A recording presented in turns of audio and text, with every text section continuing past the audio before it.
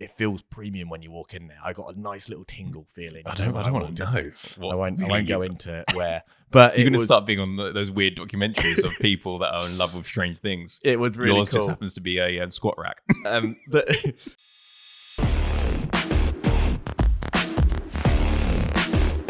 so Jake, how are you, man? I'm good. I'm not too bad. I'm excited about today. Today we're going to talk about Fred. Well, we're not actually going to talk about Fred. Fred is an alias that we have given a studio owner. Fred reached out to us on Instagram DM, wanted some help. Fred's not too far away, so what we decided to do was actually go see Fred and have a good conversation with him about his studio, where it's at, and what we think he can do to take the studio and to take his business forwards. Because right now there's a lot of pain there for Fred. So I want to talk about where Fred is currently. And then in this episode, we're going to talk about the steps that Fred can take to get to a place of abundance, of freedom, and of actually enjoying his life and business. And by the way, we should mention that this is probably your favorite pastime, going to visit gyms and just kind of asking questions and figuring out where to put equipment, what model to use, and all this kind of thing. Yeah, obsessed. Absolutely obsessed. I do it, on my days off. So when you got an invite to come and say hello, you didn't have to sped there. Yeah. So let's talk about Fred. So Fred owns a studio currently. He's got 3 membership options. Right now he's doing just over £6,000 a month in revenue. Which, by the way, sounds pretty good, right? When you know, $6,000 a month, owning a gym, sounds very good, but on the surface, but when you kind of take away those layers, it's not as good as it sounds, right? I remember having a call with a studio owner down south, and he was like, we're doing 10K right now, but people always say, 10K, you're doing great, but no one understands what it's like to own a business. And he started raising his voice, and he's right. Like, you've got cost in a business, you got tax liability in a business, all these things. And 6 to 10K, whereas it might sound great to a freelance personal trainer, it's a bit lower than you want to be as a studio owner, especially in a physical location. But right now, Fred is exhausted. He needs a complete strategic overhaul in his studio. He's running around 35 sessions a week, SGPT by right himself. now. Yep, semi-private by himself. Which, by the way, is a mistake so many personal trainers make when they open up their studios. They literally take their job before they had a studio and they create a job which now has debt and costs to meet, but they're not actually reducing any of their time on the gym floor. There will be so many people listening to this right now who are in this position. And it's a really tough position because essentially what most likely you've done is you've opened a studio and you've said, right, we're open, hello to the world, and not had a real good acquisition plan, not really understood how to fill that studio, just hope that the product will bring people in, which it does over a long period of time. But what happens is you get sucked into 30, 40 hours of fulfillment every single week, and you can't work on your business, and actually you can't work on the acquisition or the sales, all those kind of things. And also there's that discomfort there from when you do that many sessions during the week, you start to wonder, and actually you're probably right in wondering that a lot of those clients probably are only there for you. Right. And there's that discomfort and that tension that comes with if I move myself out of fulfillment and put another coach in my place and they start doing 30 sessions a week, then who's to say that the current clients will leave because actually they pay me? And that is a mindset that a lot of personal trainers have. And it's exacerbated when it comes to actually owning a studio business. Yeah, you never want your clients to expect you all the time in fulfillment. But anyway, we decided, Fred's a legend, first of all. Really nice dude. He's a legend because he invited you to his studio yeah, so you can have a look around. And we want to help Fred rebuild his business. So we're going to do it in 4 steps. So let's just go over where he is right now. He owns a studio. He's 3 membership options. He's doing around 6K a month in revenue. He's doing all of the fulfillment himself. He's stuck, exhausted, doesn't really know where to go now. So that's where he is right now. So we're going to rebuild his business. We're going to workshop it. Yeah, we're going to workshop it. So let's go to step 1. And by the way, just before we jump into step 1, sorry, I'm like kind of butting in. Yeah. Flow. Am I right in thinking he hasn't actually paid himself for like a year as well? Yeah. I think coming up to 2 years, not paid himself. Okay. Any kind of distribution from the company. So we need to change that. Yeah. That's the biggest thing we need to change. But the biggest thing really we need to change is the fact that he has no time.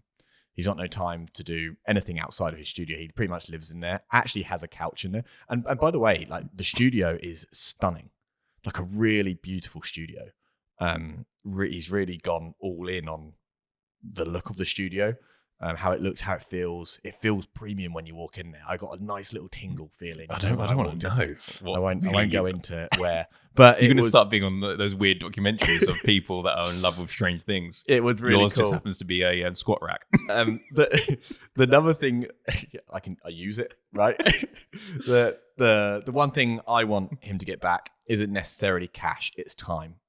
Because right? with time comes space, energy, focus, and you can start to deploy your focus in areas that actually would benefit from it. Yeah. So because it's time, Fred come to us and he felt the number one issue in his business was acquisition. He didn't know how to bring people into his business, right? He didn't have to bring customers in, when really the real issue was the model.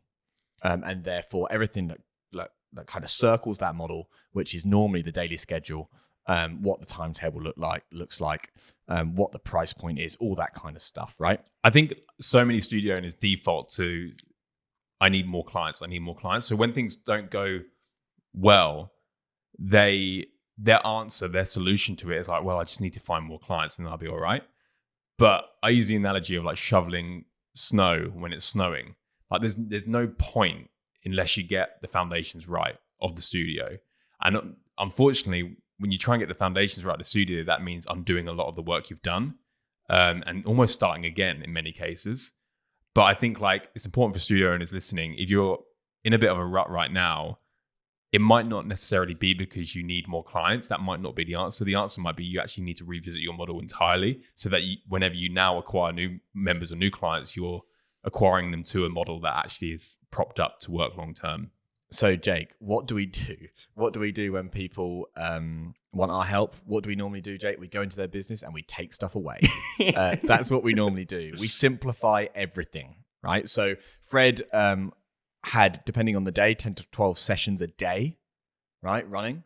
And the reason why he had 10 to 12 sessions a day is because when Barbara come to him and said, I can't do 9 o'clock. I'd really like 10:30. Fred went, no problem. I'll do a 10:30 session. This is a common theme of this podcast. So pandered to the client to start with, didn't set constraints, conditions, because he didn't really have he didn't have any solid infrastructure, right? So he just said, yeah, Babs, no problem. Get yourself in there at 10:30. And it's ended up with 10 to 12 sessions a day. Fred takes them all and is obviously exhausted because of that. So what we're going to do, we're going to bring the 10 to 12 down to 6 to 7 sessions a day. So right? 10 to 12 sessions down to 6 to 7 sessions. Yep. That's going to free up 5 hours of fulfillment for him. So he can live life ideally in that 5 hours, or maybe check his ads or do things that he needs to do. And we're going to take the ratio, the client ratio, from 1 to 4 to 1 to 6. So he currently has 1 to 4. Yep. Currently has 1 to 4, but not all full. Do you know the rough square footage of his studio? Around 1,000 square feet. Okay. So he can go 1 to 6, maybe even 1 to 8, right? We've seen 1 to 8 work really, really well. A lot of people aren't huge fans of 1 to 8 in semi-private. We've seen it work really well. At Revamp, we do have 1 to 6. And that's our nice sweet spot. Okay. Let me stop you there. Yes. So that's the initial plan. I'm going to play devil's advocate. Okay. I'm going to hit you with an objection. Okay. What if my clients don't want to do that? What if my clients are happy doing exactly what they're doing right now? They don't want to deviate. And what if loads of them say no? Right now, Fred has clients who underpay, who tell him basically how to run his business and how to run his infrastructure. So what I would really like to do is either get those clients to fall in line, right? Which is really easily done. You have your letter for that. We have great copy for that. And/or clients leave and replace them with clients that know the infrastructure going forward. And so it's like aligned to new price points. 1 step backwards, 2 steps forward. Exactly that. I said to Fred, there has to be some short-term pain for long-term success. But ultimately, what's the alternative? I think like you got to get out of this mindset of short-term. Especially when you're up against it, short term is the only thing really kind of helping you. Whereas if you can cash flow accordingly and actually set the plan out on paper with dates and milestones and various things like that, you might realize that actually taking a long-term view on decisions like this work short-term as well, right? Because what usually happens is that the worst-case scenario is never usually the worst-case scenario. And what happens when you send all of your members or clients a letter in the post with, an actual structure in terms of how you're going to wean them off their current plan into a new plan, most of them are going to be happy anyway. 100%. I mean, the two things that Fred's got going for him, which most studio owners do have because they're great coaches, is that he's a great coach and it is a great product. So therefore, if current clients have to fall in line to a new price point and new product, they will normally fall in line and accept that. Especially when they can see others doing it as well. Comes back to our point in the previous episode of like early and late adopters. Yeah. Like if the early adopters move forward and they say yes, then the likelihood of that then transcending into everyone else is going to be higher. 100%. So I guess normally when studio owners but a lot of people are scared to make big decisions like that. But I always say, what's the alternative? To carry on doing what you're doing now. That's never going to be the alternative because it's never going to grow any more than it is right now. You're resenting it now. So imagine in a year's time, it's going to be worse, right? You can get a trainer in, but then you have no profit to get a trainer in. So you're going to be losing money every single month. You're tied into a lease. Things have to change. So short-term pain has to be taken on. There's no way that you can get to kind of the destination you're looking to get to with the current structure it has. Okay. So that's one. Number one is we're going to get time back. It's operation get time back. So we're going to bring the timetable down, restrict it to 6-7 sessions a day, obviously in the key times that people are going to want sessions. And we're going to increase the capacity from 1 coach to 4 clients to 1 coach to 6 clients to make sure that we can get prepared for all the acquisition that Fred's going to be doing once he's sorted his time and model. Hey, quick one from us. If you're enjoying this episode, you'll love our free weekly newsletter. It's for current and aspiring studio owners who are looking for the latest growth hacks to sign up more members and keep them. It's a quick 2-minute email covering the stuff we're testing in our own gyms. So you'll be getting access to what's working today. If you're interested, you can join 3,500 gym owners and go to thefitpreneur.com and subscribe. That's thefitpreneur.com. Anyway, back to the episode. Okay, cool. So that brings us on to step number 2. So once we've got that time back, now is time to grow the ARM. You need to get some ARM gains in. When I say ARM, that stands for average revenue per member. So basically, there are 2 levers you can pull when it comes to increasing the revenue in your business. One is increasing the price, and another is actually increasing the deliverables that go into it, right?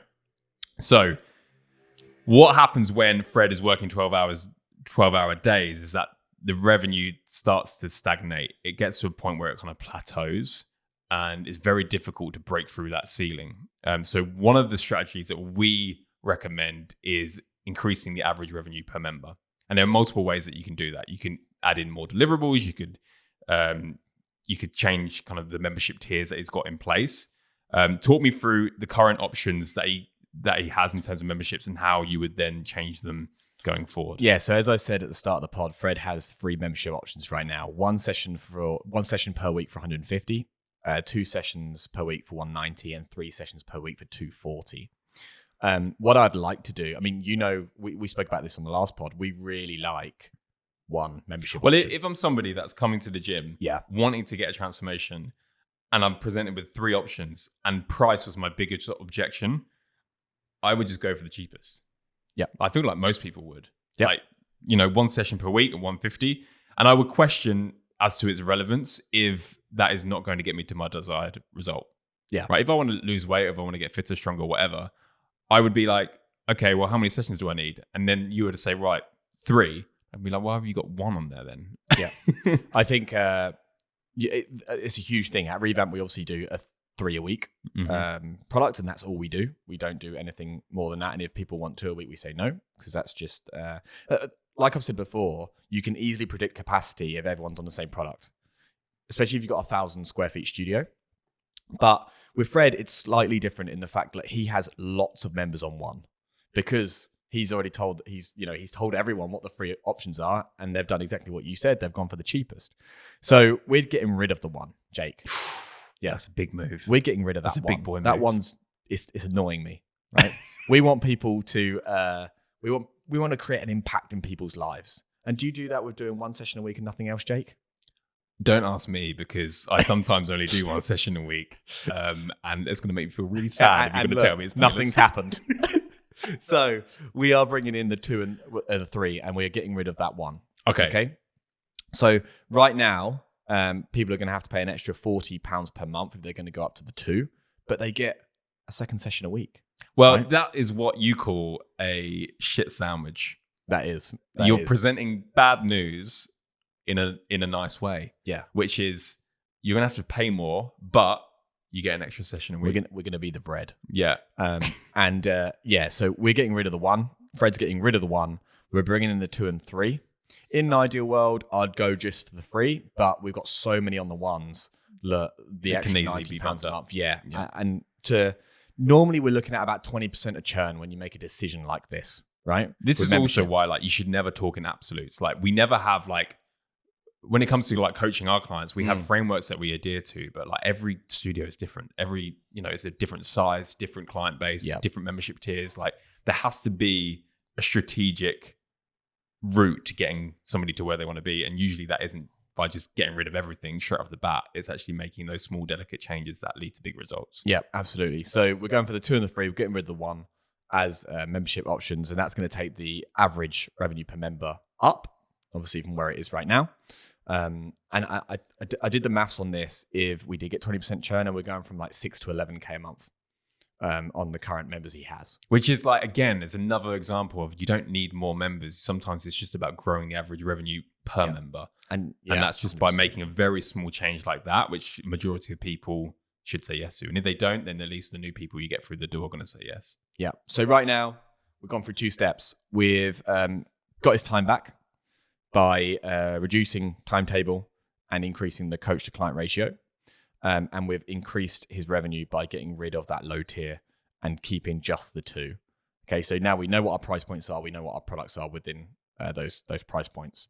So now we've sorted out the time, we've sorted out the model. That's all sorted. Clients have been communicated with. They've all jumped on to their new price points, their new memberships, and they're super happy. We've lost a few, but always there's going to be a few that are disgruntled, Jake. We're never going to keep them all. No. Right, and that's absolutely fine. But that's down to you as a business owner to market your studio efficiently. And that brings us on to the next point, right? It does. Because you could have your time back. You could grow the average revenue per member. Some people might churn, but what you want those people who churn to feel is they're missing out on this new opportunity that you've just presented them, right? So if they say no, which some people obviously will, you want them to regret that decision by seeing what's going on inside the gym. But you also need to have a very structured way of acquiring new members, okay? So for somebody like Fred, right now, I believe his front-end offer, so he has a front-end offer, which is obviously a tick. That's a tick. Yeah. Some studios go straight into many studios we talk to don't have a front-end offer at all. So he currently has a $129 for a 30-day trial, right? So our proposed change would be to switch that to a 6-week challenge. Obviously, you guys who have read the newsletter, listened to these episodes will know our affinity with that 6-week challenge and that price point starting off. So we'd price that 6-week challenge at $249. Okay. That is to attract potential qualified members, right? But it's also to collect more cash up front. And the benefit of collecting more cash up front when it comes to that first initial consultation or however you acquire new clients is that you can then use that to reinvest back into your acquisition. So that front end offer could not only add to the bottom line of the business, but it could also be used to finance the next members, right? Mm-hmm. And it's very difficult to do with a price point of $129 is because you're relying on that $129 figure to not only add profit to the business, but to also acquire the next clients. So you're already slightly restrained when you do that. So I would change it to $249 for a 6-week challenge. That way you can attract the members and it can support any paid ad strategy and obviously make sure that bottleneck is covered.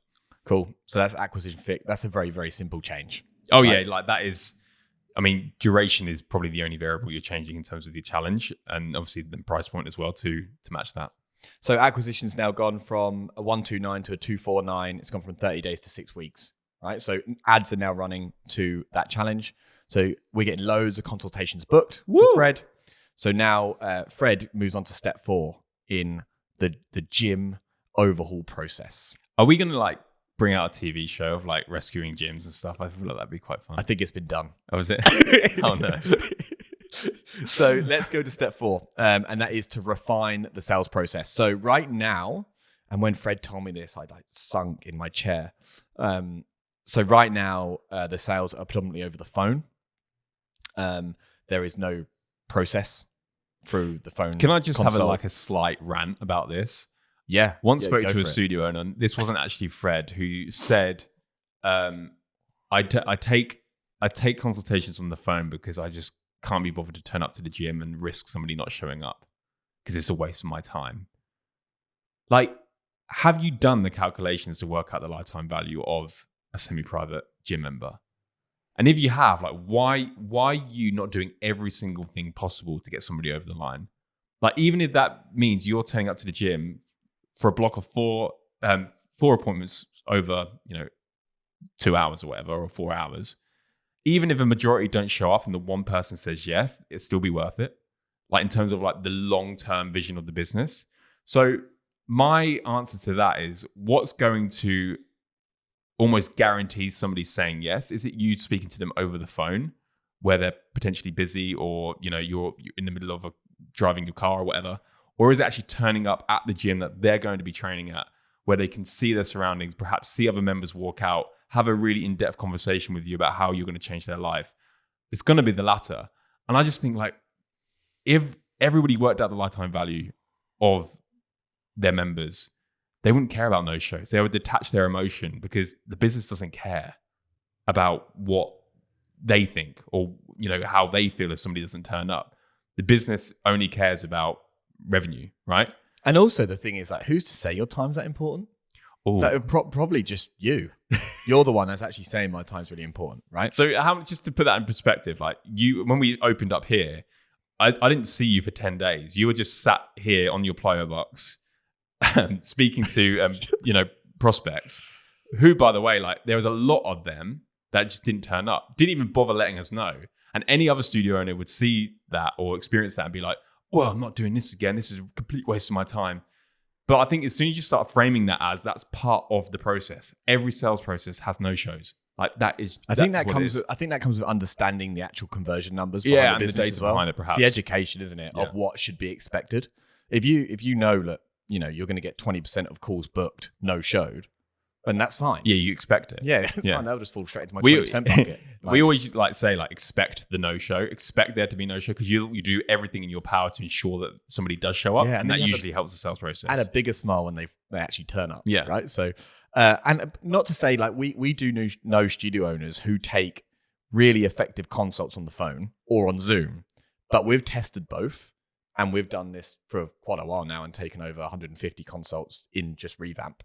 Oh, I like the idea of a phone call triaging the prospect. I do too. Yeah, I really like that. And that's worked really well. So phoning somebody up when they come through and just getting an idea of what their goals are and what they're looking to achieve, and then qualifying them yourselves for a consultation. Like, as human beings, we want to meet people face to face. Yeah, I get that. But I think they want to come in and they want to see where they're going to work out. Yeah. They want to go through a body composition. They want to go through a movement analysis. They want to do all these things, and they want to enjoy the experience. We always liken it to a doctor's appointment. And how often do doctors close? All the time, right? So that's what we liken it to. And it works really well with certain choreography. And that's exactly what we did for our friend Fred. Yeah, sorry, ran over. Back to Fred. So right now, he's over the phone, no automation, absolutely nothing in place, which is like a horror. So what we recommended, that he shifts to in-person consults. He actually has choreography that he runs through. He has a sales deck that he goes through on a laptop. He does a movement analysis. He does body composition measurements. He gets all of those things, and he goes through all of those points to get all of that data. And then the prospect's going to feel like they're cared for, right? They're going to feel like they've just gone to a doctor's appointment and they've gone through all of those things, and that the coach cares for them. They've seen their amazing studio. Fred's got an amazing studio. Show them it, Fred. Show them that studio, man. Show them where they're going to be they're actually working out. And also, like, he has more time to do this now because he's already got his time back through step 1. Yeah, good point. So we've shifted. We've opened up his diary. He's now got all of those consults been booked in, and he's going to take them through a different process. I would also give that guy a spreadsheet, like, just track the numbers. Like, have some kind of pipeline set up. Obviously, we use Go High Level for all of our pipeline stuff, and that works well. But anyway, let's go back to this. So benefits is obviously doing that. He's freed up his time. He's going to have more sales consultations. They've got more time to book. Obviously, there's nothing worse than getting loads of leads, ads being on fire, and then a prospect goes to then not have any time available. Or there's a time in like 3 weeks, right? Yeah. We need to make sure the calendar is full of time where they can book and there's full of options for them to come and see you at your studio. So that's 4. That's 4 steps. And Jake, we only have 4 steps in this. It's not a huge overhaul. Right? Again, like devil's advocate again. Like, how long do you think this could take to execute? Like from step 1, obviously, which is reducing the amount of sessions, obviously trying to add more people into each session. Yeah. Step 2, growing the average revenue per member. Obviously, that has to be dealt with delicately. The marketing in terms of building out a new 6-week challenge, as well as refining that sales process. Firstly, I think what I'd say is like I would do all of those in order. So I wouldn't be starting with your sales process when there's no people to take sales consultations with. I always like kind of reacting to the next problem. So like the first problem is time. So let's just tick that. And once that's ticked, then it's like, okay, now I need revenue, which is growing the average revenue per member. Yeah. The next thing is like, okay, I need more people to now benefit off this new model, which is marketing. And then suddenly it's like, okay, now I've got somebody booked in a sales consultation. How do I take that appointment, which is sales process? How do I increase the chance of them signing up? Exactly. Yeah. So with all of that in place, like how long would you take somebody through in order to do all that? We've been doing this with clients in around 6 weeks. Okay. 6 weeks is spot on. I don't know why I'm still in character of like objecting. So I'm like, okay, you do? Okay. But always I know this. Devil's advocate. No, about 6 weeks, I would say. Because you want to obviously communicating with your customers, your current customers right at the start. If you have those, is really important. And not just saying things are going to change tomorrow. Yeah, that's scary. Yeah. You're going to be charging an extra £40-50 a month. But then that's from tomorrow, right? That's unfair. So the really key thing is that we give them a few weeks notice on that. So around 6 weeks, all of this can be changed around. The hardest thing, like anything, I suppose, like big like this, especially in something you love so much, is actually doing it. And mindset. Yeah. Like if you believe you can't do it, and if you are resistant to making these changes because you're worried of the impact it could have, then you're playing business on defense, right? Yeah. So it's about trying to take control, taking the reins of what you have. And if that means taking a step back in order to take 2 forward, then you've got to be comfortable with that. Because we always say, like, when anybody approaches us, it's usually because the pain has got to a point where they need help, right? And usually the people that kind of are on the fence about working with us, that's absolutely fine. But usually it's because their pain hasn't necessarily got to a point where they need the support just yet. So I think like you have to ask yourself the question of like, what do you want your life to look like? And at the moment for Fred, for example, working the amount of hours he has, not paying himself for a long time, like that's not sustainable. So that's door 1. Door 2 is follow a process like this to actually start to rebuild a business that works for not only your members, but for you as well. Because I think that's the most important thing. Because at the end of the day, like it is our belief that the world needs semi-private gyms. The world needs people turning up to small group PT, getting the results that they've actually signed up to get. And in our biased opinion, semi-private is the way to do that. So I just think like you're doing a disservice if you're setting up everything wrong from the beginning, because you're going to become burnt out. You'll then resent the business. You'll then likely close the business, and then that'll be that. So I just think like sometimes you have to look at the bigger picture. And I think following a process like this helps do that. But where's Fred going to be at in 1 year's time? Yeah, let's talk about tangible. He's made those changes. Where is it going to be in a year's time? So the capacity for his studio is 85 to 95 members, okay, which is about right for a 1,000 square foot studio with 1 to 6 product. He always has the levers of being able to increase sessions on certain days. We've done that at Revamp, obviously. But we need to make sure that Fred has enough cash in the business to be able to hire coaches. So before any of that happens, the acquisition and everything, and then obviously looking at how many of those front ends go to members, he'll need to collate all that data to then understand, like, yeah, cool, I'm good to hire 2 coaches here, coach there, and take himself away from, 80% ideally of the fulfillment. Once he's in that, we've got 85 to 95 member capacity at his studio.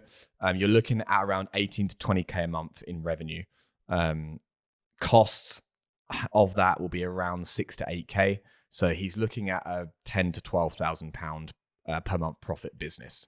And then he'll obviously take distribution from that profit, which is much better than not paying yourself right now. I would say that's much better than not paying yourself. Yeah, and we always encourage our studio owners to take as much as possible after tax, of course, from their businesses. So hopefully Greg's looking at paying himself 6 figures in a year's time.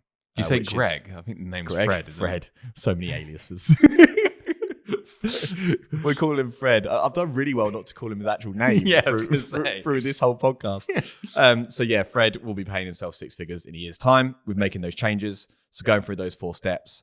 Obviously, end goal for him, financial stability, time back, work-life balance back. There is such thing. Don't listen to everyone out there. If you've got a family, there is definitely work-life balance. That's for another pod. But yeah, we want the best for Fred, and Fred's going to nail it, taking those 4 steps. I think that's cool. it. Well, if you do want a TV show commissioned, just comment underneath and just say like TV, and we'll speak to the big boys at Netflix and see if we get something underway. Fred/Greg. Good luck, brother.